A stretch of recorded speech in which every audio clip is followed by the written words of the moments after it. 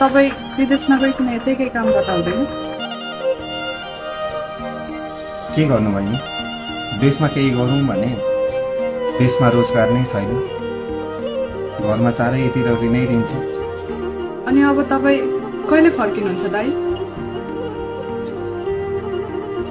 यदि भाग्यले साथ दियो र बाकसमा आइ नपुग्दै ऋण सबै तिरिसकेछु भने छिटै फर्किन्छु बहिनी।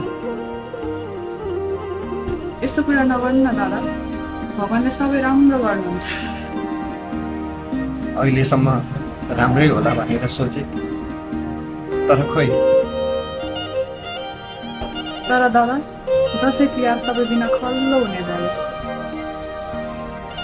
यस्तै हो बहिनी, निधार हुन्छ, टिका हुन्न, पैसा हुन्छ, आफन्त हुन्न।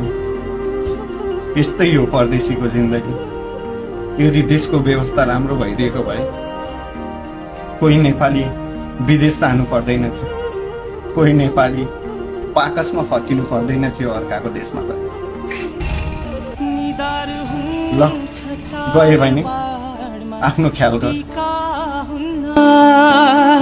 थाकेसी निदाउने त्यो काखै हुन्न, पन्छी फर्केर स्वदेश